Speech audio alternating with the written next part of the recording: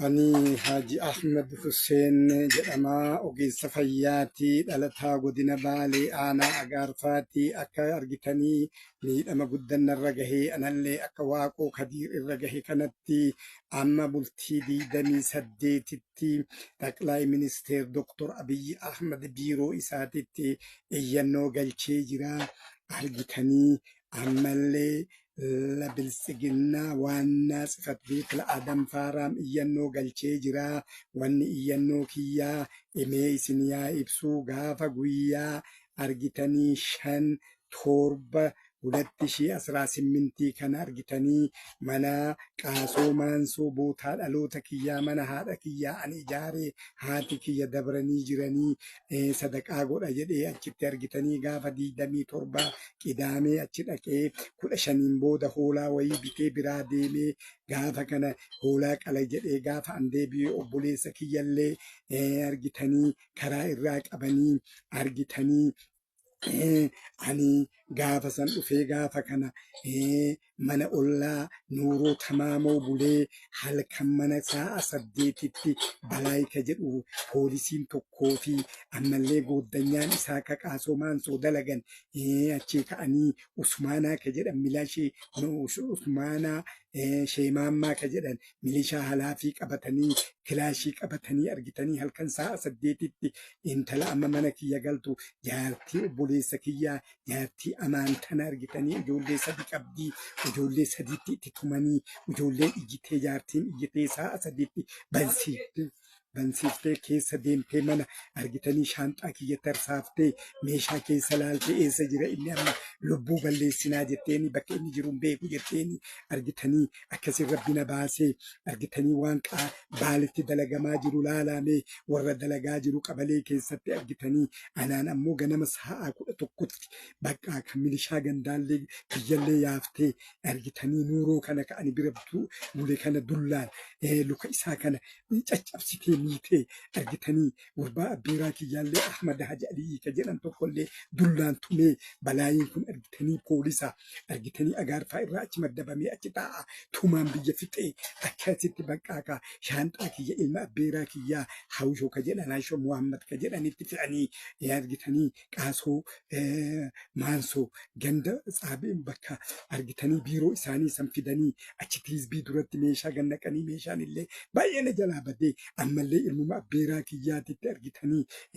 aabbuu amaan ka jedhanitti feetee galiin jetteeni innillee mana ofiititti meeshaa galee amma immoo isuma kassasi jettee akkanatti argitanii beetasaba warra walii ooftii dubbii isiin dalaydu laalaa akkasitti anillee argitanii achi eegasanii na hiitee argitanii gaafa 6/7 2018 Agaarfaana fiddee argitanii mana hidhaa xabbaabii tokko nama hidhaan mana guutuu argitanii 3 ba'raatti ka ta'e nama 21 keessa bullee ammoo poolis azaajii Agaarfaa argitanii Abdurramaan ka jedhan tokko nama nagahaati argitanii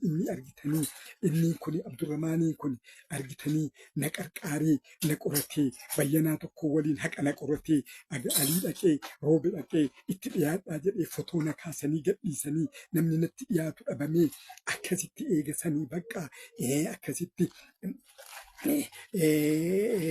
uhudii na hidhee uhudii bultii 15tti ganna dhiisee mana kana keessatti hidhaa namni akkanatti waggaa 2 gahee jira argitanii kaasanii ol gahee jira namni ka miidhame argitanii jarri kun haqinii hin qaban jarri amma argitanii iyyatanii gara deeman hin qaban kanaafuu argitanii isin amma Xaqlaay Ministeeraa fi iyyannoo ani galche kana na jalaa dhoysanii argitanii namni wali dheetiniin argitanii amma kana keessa jiru garraan kaasuun goofee jedhan argitanii Oromiyyaa bilxiginnaa dammoo argitanii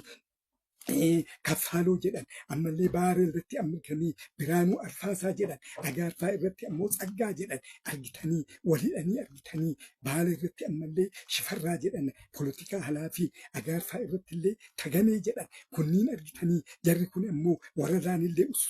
Abdulqaadir Usmaan homa tikki jalan dubbatu halaafonni kanniin ka waan fedhe godhee hidhee waggaa 2 waggaa 3 teessisu namni tokko argitanii eegee mana murtiitti dhiyaatee murtii ofii argachuu yookaan ammoo yoo balleessaa qabaatee indagana timirtii fudhachuu daftara ofii bitatee gatsii hojaa bitatee akkasi barsiisuu qaba mangistiin hidhaan jirni mirga kenneefii jira waggaa nama muluu argitanii ka akka argitanii sheemaammaa argitanii hidhanii achi ta'anii kana muluu argitanii nama gara meeqaa 96 kutaa 3 keessatti hidhanii akkana rakkoo jira uummanni agaarfaa ana ammoo ajjeesuuf argitanii kilaashii qabatee namni kun na ajjeesuuf halkan sa'a 8 na seene seeratti akkanaa dhiyaatu uummanni Baalee uummanni agaarfaa uummanni Roobee qeerroon Itoophiyaa kiristaanaa islaamii naa hirmadhaa akkuma argitanii waaqoo kadirii hirmaattan kanan naa hirmadhaa ana ammoo kanaa ol na godhanii tana durallee kanaa ol na godhanii jarri akkana na godhaa jirtu tun argitanii warra walidhe kana kanaafuu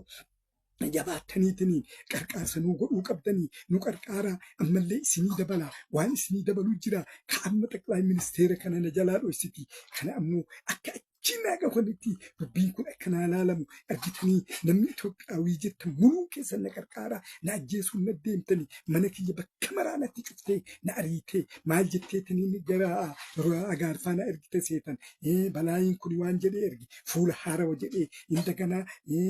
faannoo keessaa argitanii shanee keessaa qabne kana indaganaa jalmaroo qabne jedhee biyyatti iyyee obboleessa kiyya nama sakkarsiisanii shanee ta'uun dhabu jedhee namoonni kun nun beenu namni kun haakimi ganamaa galgala nu qarqaara mana itti cufanii biyyaa ari'an jedhee argitanii kaasiin dura umbaa xabbaaqii naa kenni ka hindaganaa tsara musinnaan naa kenni xaraqaa kana muluu wali hidhee xaqilaa ministeera galchee jira kanaafuu marti keessan naa himaadhaa ammallee isinii dabalaa waliin qaayinaa rakkoon akkana Baalee keessa jira namatti bitanii akkana nama ajjeesaa jiranii namni kun ammoo walidhanii gubbaa irraa haga jalaatitti jaaraa warra walidheetiniin akkana biyya fixaa jiru kana xaqilaa ministeerri ammoo fattashuu qaba kana ammoo dabdaabbeen kiyya sigaa akaaliinuu sitti dhufa yoo barbaachisaa taate argitanii gara dhufeenillee hin dhufa wal argina akkuma qara wal argina kanaaf beeytaniitiniin akkana qarqaartan hadaraa keessan hadaraa